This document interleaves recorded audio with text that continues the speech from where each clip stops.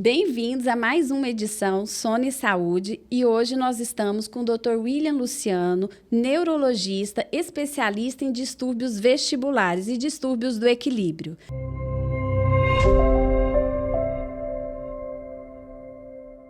Oi, William, tudo bem? Bem-vindo ao nosso podcast Saúde.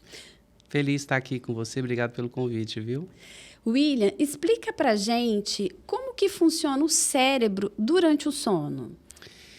Bem, Fernanda, a gente sabe que, diferente do que muitas pessoas podem pensar, o cérebro não é como um interruptor que a gente liga durante o dia e desliga durante a noite. A gente sabe que esse ciclo, circadiano, o dia e a noite, faz parte da nossa biologia, do nosso funcionamento. E é muito importante que isso aconteça. Mas, durante a noite, o sono ele é um processo ativo. O cérebro precisa de diminuir a atividade de algumas áreas, desligar algumas áreas e ativar outras áreas, para que o processo do sono, que como a gente vai ver aqui hoje, é um processo importantíssimo para o nosso funcionamento, não só do cérebro, mas para todo o nosso organismo. Esse ciclo, essa ligação de algumas áreas para que a gente consiga dormir e desligar outras áreas é fundamental. Então, por exemplo, durante o dia, a gente precisa ficar atento para receber informações, para que o processo de captação de uma informação seja adequado, para que a gente possa ter um aprendizado adequado.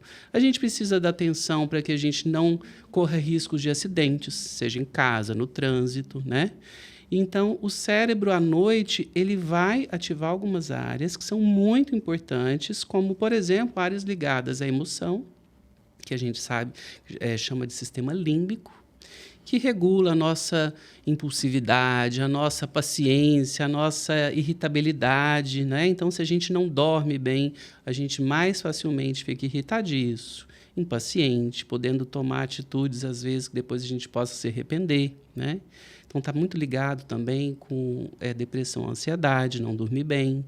E também ativa áreas da memória. Então, às vezes a pessoa acha que dormir é perder tempo. E, na verdade, dormir faz parte do processo de aprendizado. Ele vai facilitar o aprendizado.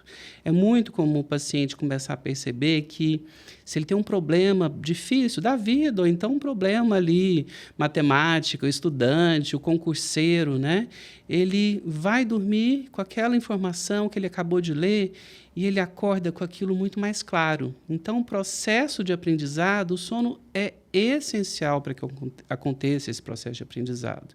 Então, assim, eu passar a noite toda estudando, na verdade, vai comprometer meu dia seguinte, porque a atenção vai ficar diminuída, Então, se eu vou fazer uma prova, a atenção, eu vou correr risco de ter mais erros, Então, resumindo, o sono é um processo ativo e o cérebro não fica apagado, ele fica trabalhando. É muito importante o processo do sono, portanto.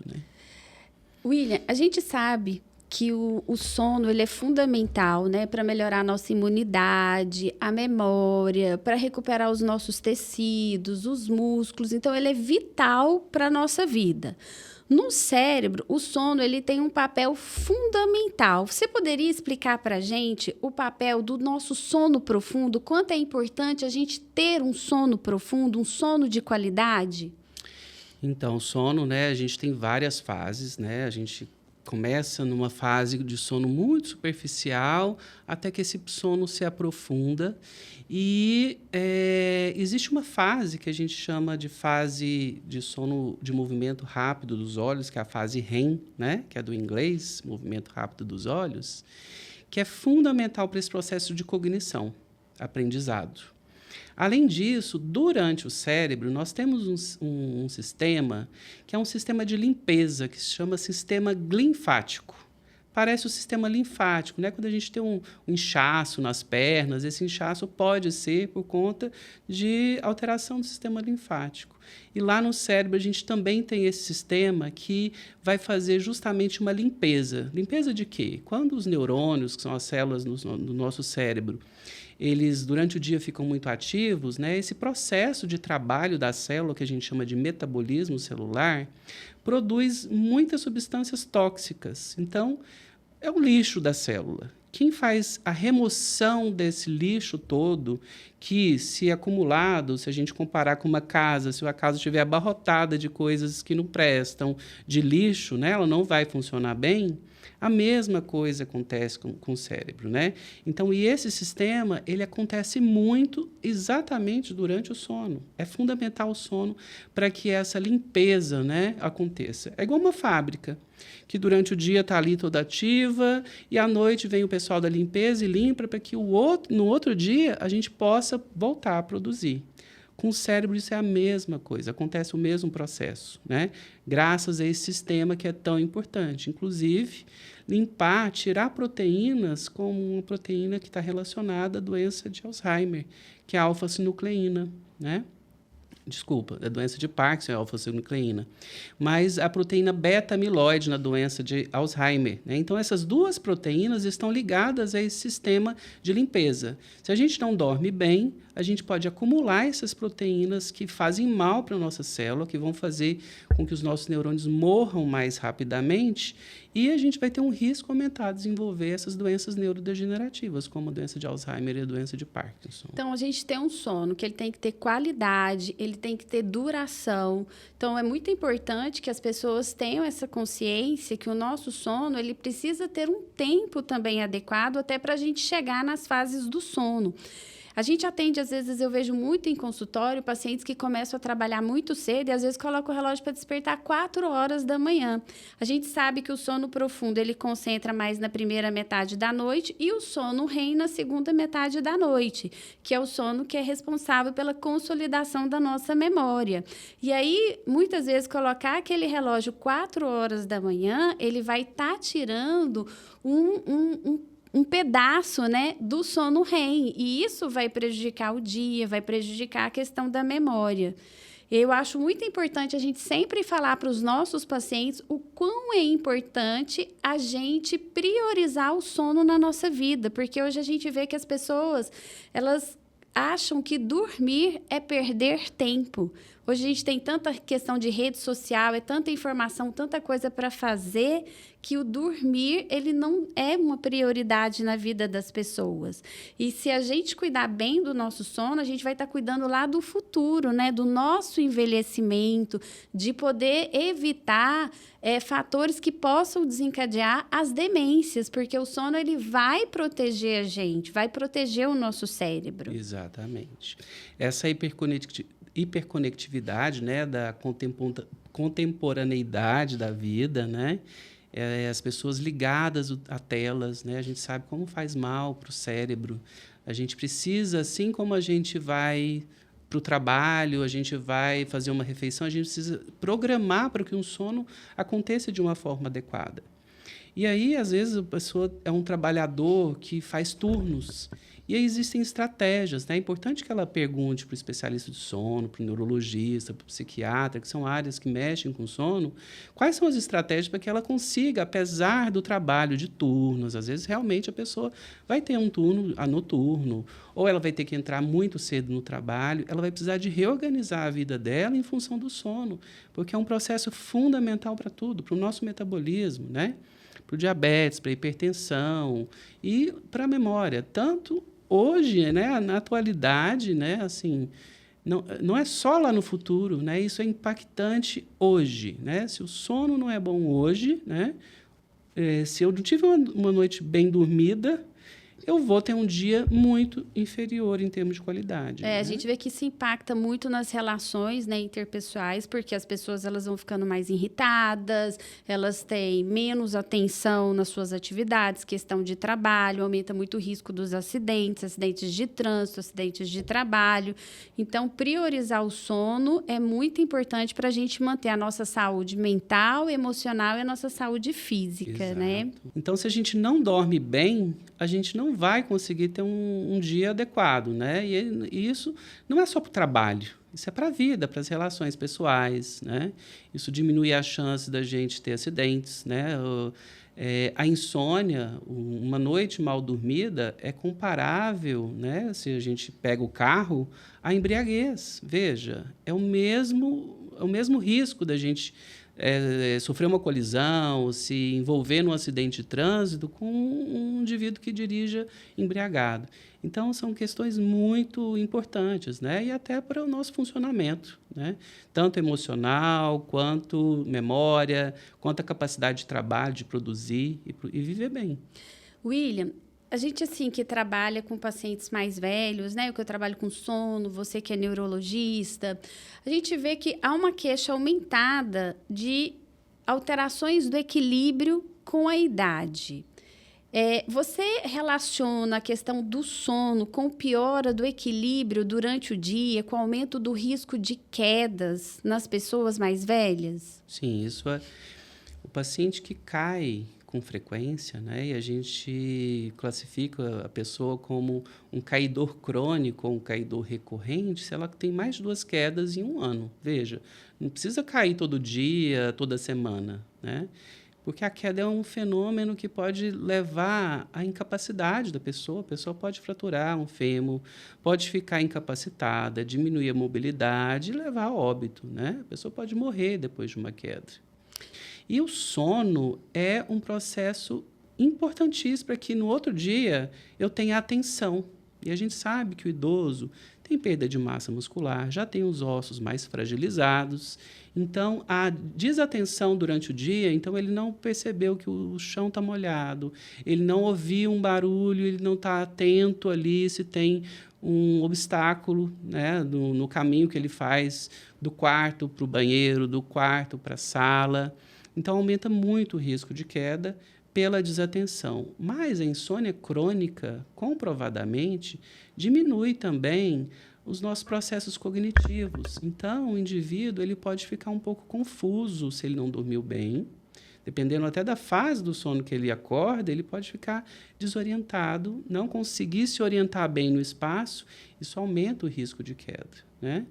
Então, além de ele estar menos ligado, menos atento a todos os estímulos, né? Então, é muito fundamental que o indivíduo durma bem para que ele diminua o risco de queda. E aí o equilíbrio, né, que é uma conjunção de fatores, né? É importantíssimo o processo de atenção para que o equilíbrio ele se dê de uma forma adequada e a gente não tenha risco de queda. E quais são as outras causas de tontura, vertigem nos pacientes idosos? Bem, a principal causa de tontura geral, né? Se o indivíduo está com tontura, né, uma das principais causas é a vertigem posicional paroxística benigna, que ela é conhecida como a doença dos cristalzinhos, né? Então, até trouxe aqui um modelo do nosso labirinto, que é um osso oco, cheio de líquido, e que aqui na base a gente tem cristalzinhos que são fundamentais para o nosso equilíbrio, mas aqui, nessa região.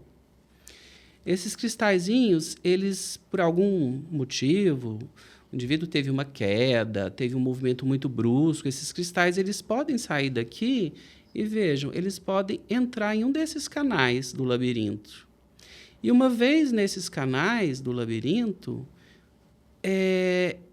esse estímulo errado nesse canal, por esse cristalzinho, pode gerar uma vertigem muito intensa. Então, o indivíduo diz que, assim, durante a noite, ao virar na cama, ou nos primeiros movimentos da manhã, ou ao levantar, ele pode ter uma vertigem muito importante.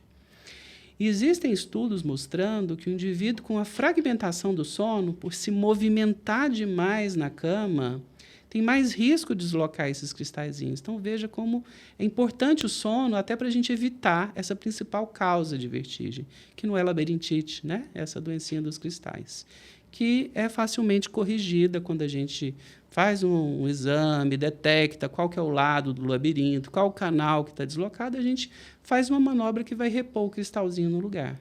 Então, a fragmentação do sono é fator de risco para essa doença. E é uma das grandes causas de queda. E, às vezes, o estímulo ali no labirinto é tão intenso, a vertigem é tão intensa que principalmente o idoso, que é mais vulnerável à desidratação, vomita muito, muito, precisa de ser internado porque ele não para de vomitar, né? Então, essa é uma das grandes causas de vertigem. O idoso também ele tem uma alteração desse sistema do equilíbrio, que a gente chama de sistema vestibular. E se a gente não tem o sistema vestibular bem funcionante, e isso acontece muito com a idade, a gente vai precisar da visão. E para a gente usar bem a visão, a gente tem que ter o quê? Atenção. E se o indivíduo não dorme bem, ele vai ter a atenção reduzida, como a gente já falou, e ele pode aumentar o risco de queda, com as consequências todas que a gente sabe. Então, assim, a gente sabe que tem as manobras para reposicionar, existem medicações para ajudar, e também qual seria um outro tratamento não farmacológico, né, que o idoso, que todas as pessoas deveriam fazer. E o que o idoso, eu acho que ele não pode se privar disso. Veja, a gente precisa de uma base para sustentar o corpo, né? Nós somos um dos únicos animais, né? Um dos únicos seres que conseguem ficar na posição bípede, né? Que é só das duas patas, né? Essa é uma posição que é desafiadora. E a gente vai precisar de coxa, né? A gente vai precisar de músculo. Então, é hoje uma epidemia, a sarcopenia, que é a perda de massa muscular com a idade. Então, a gente precisa de atividade física, o indivíduo precisa fazer atividade física, de preferência musculação, atividade física resistida, porque isso vai fazer com que ele, pelo menos, não perca tanta massa muscular, né, que é um processo normal com o envelhecimento, mas também que a gente fortaleça o osso, porque a atividade física é fundamental, né?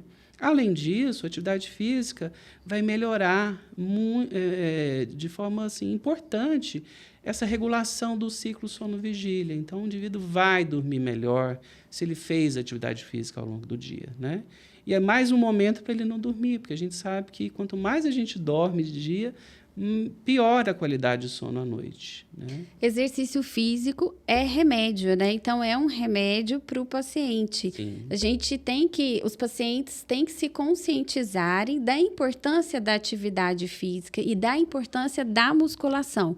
Porque a gente vê muito, eu faço uma caminhadinha, eu vou ali na hidroginástica 2 vezes por semana, mas eu detesto a musculação.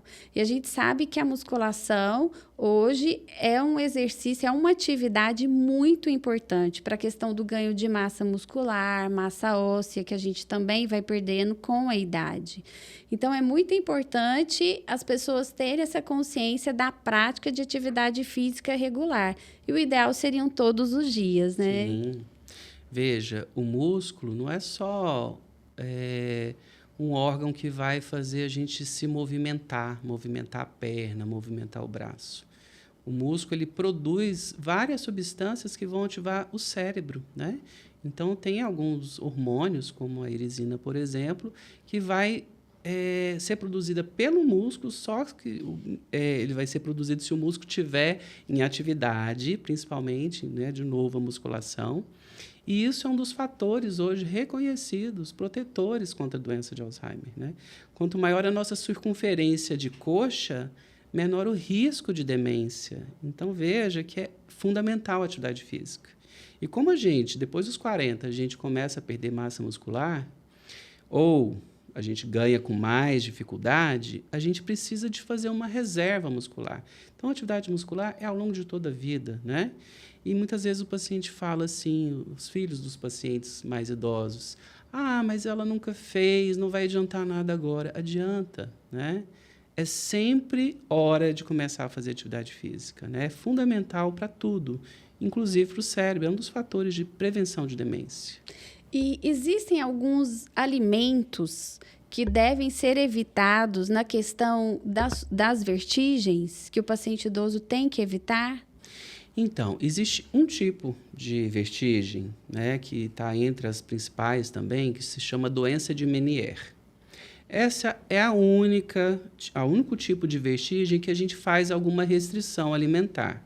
Antigamente, para essa doença, a gente tinha uma lista enorme de alimentos que a gente tinha que evitar, que a gente orientava o paciente. Os estudos hoje mostram que, na verdade, desde que o indivíduo não tenha outras doenças que limitem algum consumo de alguma coisa. Imagina, se o indivíduo for diabético, obviamente que ele vai ter que diminuir doce, carboidratos, se for hipertenso, o sódio. Mas para a doença de Meniere, o principal é o sódio. Então, alimentos ultraprocessados, industrializados, os alimentos ricos em sódio, a gente tem que lembrar que chocolate é rico em sódio, né?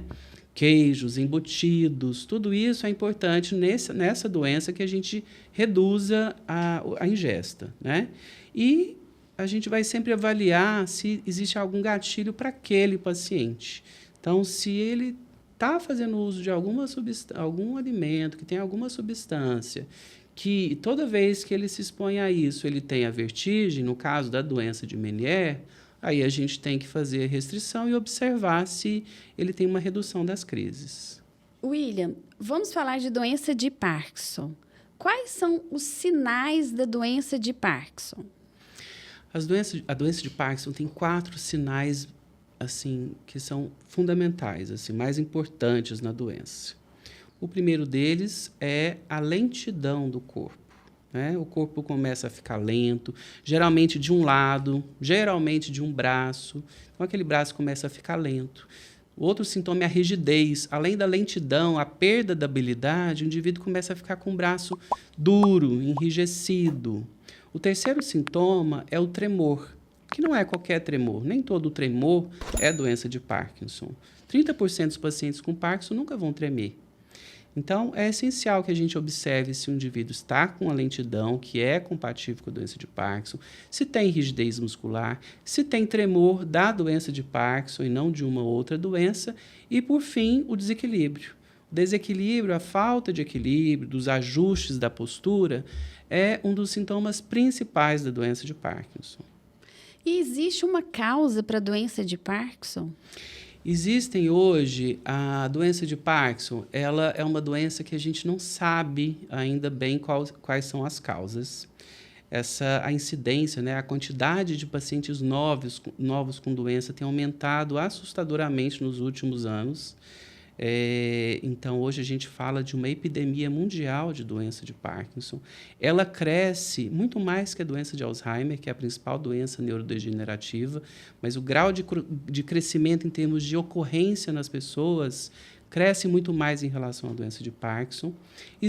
A minoria vão ser causas genéticas. Geralmente são pacientes que iniciaram esses sintomas da doença que a gente falou mais precocemente, antes ali dos 45 anos. A grande parte dos pacientes que vão começar os sintomas ali depois dos 50, 60, 70 anos, a gente não tem uma causa determinada. Mas hoje a gente parece que está muito relacionado à alimentação e à poluição. Então, a gente sabe que provavelmente tem 2 portas de entrada dessas toxinas, dessas substâncias nocivas ao corpo que vão desenvolver a doença de Parkinson, que é o nariz, né? Então, a poluição do ar, e a boca, né, o intestino, ou seja, aquilo que a gente bebe, a gente come. Então, a gente sabe hoje que tem várias substâncias, como pesticidas, defensivos agrícolas, que estão relacionadas à maior ocorrência de doença de Parkinson. Então, regiões que têm mais uso desses produtos aumenta muito a ocorrência da doença de Parkinson. E regiões muito poluídas, né? Então, a gente tem que... E os aditivos industriais alimentares. Então, são todas, assim, substâncias que os estudos mostram que provavelmente estão muito relacionados ao início do processo dessas doenças. E a incidência entre homens e mulheres, existe um sexo que é mais prevalente? É muito discretamente aumentado no sexo masculino, mas é uma diferença mínima. A cada uma mulher, a gente tem 1,5 homem, ou seja, é uma diferença muito pequena. E quais os distúrbios do sono que são mais comuns na doença de Parkinson? Isso é muito importante, porque os distúrbios do sono na doença de Parkinson, o principal deles, ou o mais emblemático deles, é o transtorno comportamental do sono REM. O que é isso? Como a gente falou, o sono tem fases. E na fase REM, classicamente, né, habitualmente, o indivíduo sonha durante esse período e ele tem um relaxamento muscular. Na doença de Parkinson, ocorre uma alteração nessa fase. O indivíduo sonha e ele tem uma hiperatividade motora, então ele se movimenta muito. A gente fala que é um sonho atuado. Ele vivencia os sonhos. Vivencia, ele atua o sonho, só que ele está dormindo. Então, se ele está sonhando que ele está lutando, que tem um animal, que ele tem que lutar contra aquele animal, ou se tem uma situação de risco que ele tem que correr, ele vai fazer movimentos com os braços, as pernas, ele pode machucar, dar um murro, um chute no cônjuge, né? No parceiro dele. E isso é além do risco de queda na cama, que leva a fratura, né? Então, o transtorno comportamental do sono REM, ele é muito importante que a gente pergunte ativamente para os pacientes com Parkinson, porque isso pode levar a consequências desastrosas. Além disso, o paciente com Parkinson, ele tem um sono muito fragmentado, ou seja, ele desperta várias vezes à noite. E, às vezes, alguns despertares ele nem percebe. E isso gera uma sonolência excessiva ao longo do dia, que aumenta o risco de queda. Então, uma das consequências é essa sonolência excessiva ao longo do dia.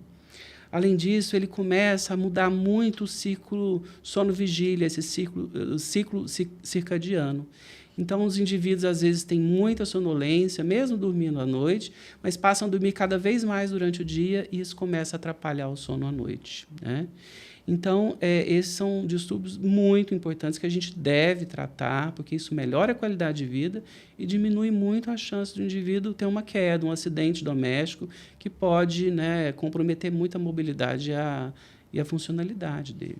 O transtorno comportamental do sono REM, ele pode aparecer alguns anos antes da doença de Parkinson ser diagnosticada? Sim.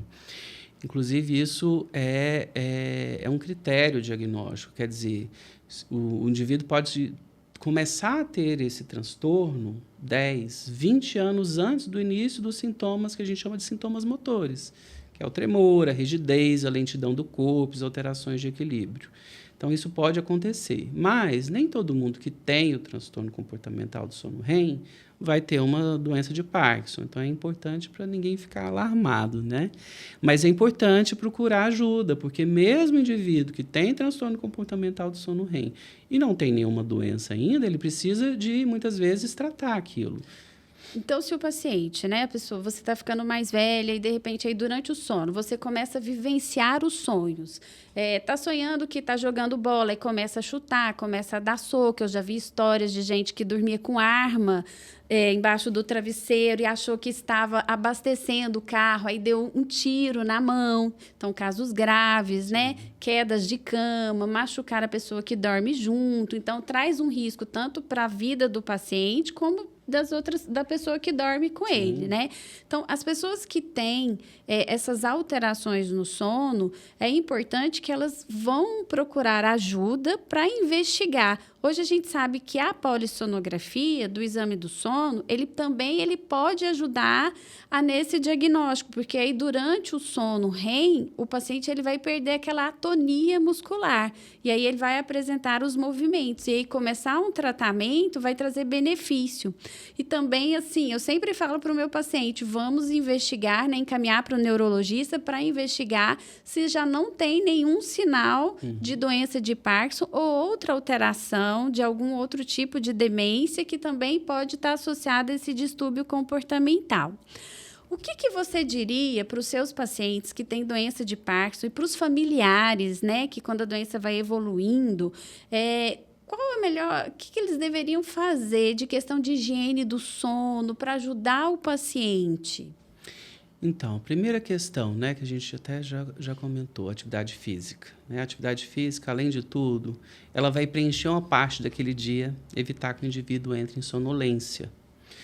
A outra questão é que para que a gente ajude o ciclo circadiano, esse ciclo sono-vigília, que é tão importante para o nosso funcionamento, né? Quer dizer, ninguém nasce, vamos combinar, todo mundo vai ficar de dia acordado e à noite. Não, é da nossa biologia isso. O cronotipo, né? Exato. Então, a gente precisa facilitar esse processo. Como é que a gente facilita? A gente se expondo à iluminação, né, à luz Seja a luz natural, ou mesmo se a gente mora numa casa um pouco mais fechada, que não tem tanta luz natural, que a gente use a luz, e principalmente luz mais quente, luz amarela, a luz branca é muito ruim para o nosso cérebro, né? Preencher o dia com atividade. Então, fazer com que esse idoso ou paciente que tenha doença de Parkinson se engaje em atividades que sejam de preferência prazerosas, né? Mas muitas vezes o indivíduo está tão desanimado que ele não vai querer muita coisa. E é a parte da família, o apoio familiar, o apoio social, para que o indivíduo se engaje em atividades, tanto física quanto cognitivas, né? Uma outra coisa que é muito importante, até nos doentes, não só com doença de Parkinson, mas em várias doenças neurodegenerativas, é que o indivíduo, a doença neurodegenerativa, ela aumenta muito a perda de massa muscular, mais do que o envelhecimento normal. Então, é muito comum a apneia do sono em doença neurodegenerativa. E muitas vezes, Fernanda, o indivíduo não percebeu que ele está tendo esses pesadelos. Ele só queixa para a gente que ele está dormindo demais, ele está tendo muita sonolência. E aí o exame, a polissonografia, é fundamental para a gente desvendar esse mistério, porque ajuda muito. Porque tratar a apneia vai ajudar o paciente no outro dia a ter mais disposição, ele vai ter mais energia, vai ficar mais acordado, né? Então, é importante a família ter consciência do quanto é importante tratar o paciente. A família às vezes tem a noção de que idoso, todo idoso dorme mesmo. E, de fato, né, com a idade a gente vai tendo pequenos períodos de sono durante o dia. É que a gente fala que o sono ele vai ficando polifásico, igual do bebezinho, Exato. né? Ele passa porque o idoso ele tem aquele avanço de fase, ele tende a dormir mais cedo, acordar mais cedo, aí durante o dia ele vai fazendo aqueles vários cochilos. Só que isso prejudica o sono noturno, que é o horário que toda a família está dormindo. E muitas vezes a gente vê no consultório, os familiares, eles querem que o paciente durma de qualquer jeito durante a noite. Não, tem que ter mais medicação para o paciente dormir. E é muito importante a questão da higiene do sono, de ter um horário regular para ele deitar e acordar todos os dias. Acordou, eu sempre falo, gente, abre as janelas, luz, sol, vamos mostrar para o cérebro que é dia, que é hora de acordar, fazer atividade. A gente vê muito idoso ficando muito tempo acamado ou deixa sentado numa cadeira, vai perdendo a visão, aí não quer assistir televisão, não tem mais aquele hábito da leitura ou alguma atividade. Então, essa inatividade também, né, aumenta muito a depressão, aumenta muito a ansiedade.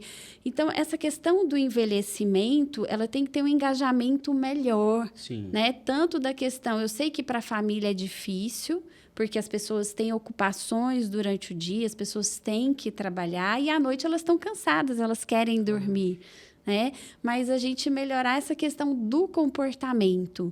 E depois de que essas rotinas sejam, né, a partir do momento que está tudo estabelecido, na verdade, a demanda diminui, né?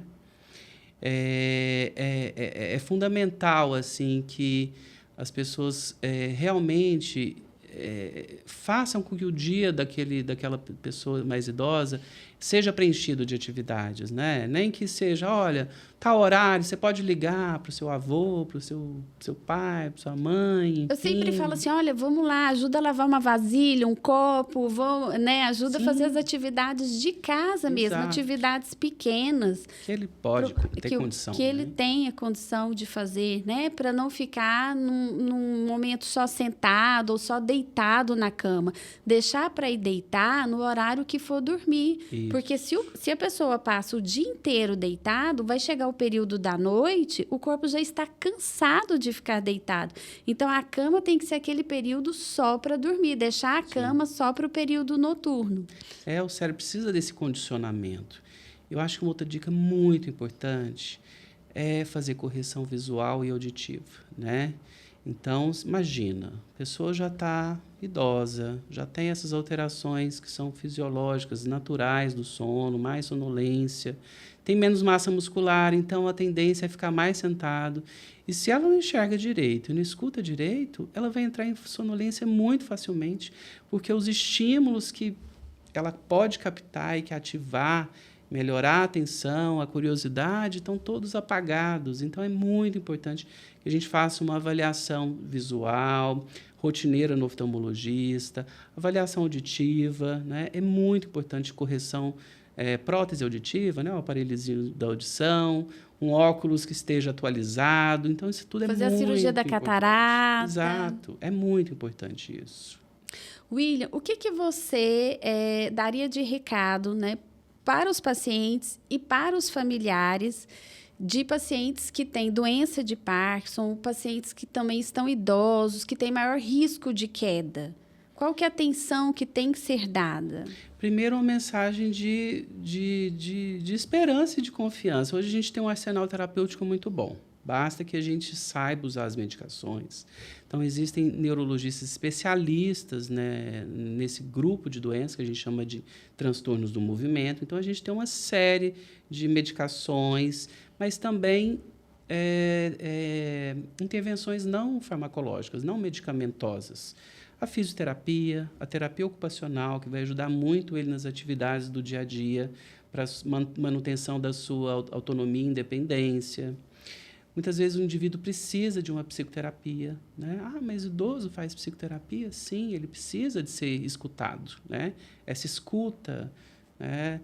Que às vezes a família não consegue dar por questões várias. Não é só porque a pessoa não quer, não ama, mas ela precisa de uma pessoa que não tem esse vínculo para poder falar de um monte de fantasias que estão relacionadas à terminalidade da vida, né? As doenças neurodegenerativas que tocam a todos os pacientes nessa condição humana de finitude, que é o caminho de todos nós, né? Então, às vezes, a pessoa precisa de uma escuta atenta, uma escuta diferente, porque muitas vezes o indivíduo fala, mas eu estou tão cansado, tão desestimulado da vida, e a família fala, não, você está muito bem, mas às vezes o indivíduo só quer falar, né? Ele não quer essa intervenção.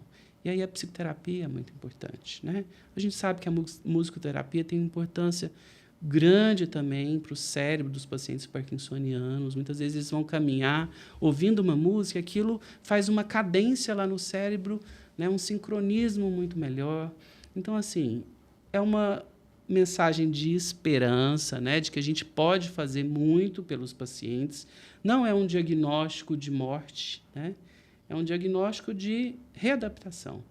William, muito obrigado pela sua presença, muito obrigado pelas informações. Eu espero que isso contribua muito para que as pessoas elas tenham mais consciência da importância do tratamento para o paciente idoso, não só tratamento de medicação, né, o tratamento farmacológico, mas outras terapias, vamos dizer, alternativas, né, mas não são alternativas, como exercício físico, a musicoterapia, terapia ocupacional, como isso é importante, o estilo de vida que essa pessoa vai ter, para que ela tenha um envelhecimento mais feliz. Sim. Isso é importante, né? Porque a gente sabe que a depressão, a ansiedade, ela vai ficando mais prevalente à medida que a gente vai ficando mais velho. E hoje a nossa expectativa de vida é grande. Espero que nós vamos envelhecer, né? Envelhecer é uma dádiva, né? Só não envelhece. Eu sempre falo para o paciente, falo assim, mas eu estou ficando velho, mas a gente só não envelhece se a gente morrer jovem, né? Então, envelhecer eu acho que é uma dádiva de Deus. E eu acho que a gente envelhecer bem é muito importante. Eu só tenho a agradecer a oportunidade, o convite, a sua gentileza, né? E de esclarecer pontos aí que são, às vezes, importantes. As pessoas têm muito mito. Hoje a gente sabe que a internet é um espaço, às vezes, perigoso, porque a gente tem informações não muito precisas, às vezes, né? Então, são fundamentais esses bate-papos para que a gente possa orientar bem os pacientes, a família, né? A neurologia, a gente lida muito com os cuidadores, né? Não só os portadores dessas condições, mas também os cuidadores, né? Então, obrigado também pelo temos convite. Que cuidar dos cuidadores, né? Porque eles também adoecem muito, né? Fundamental.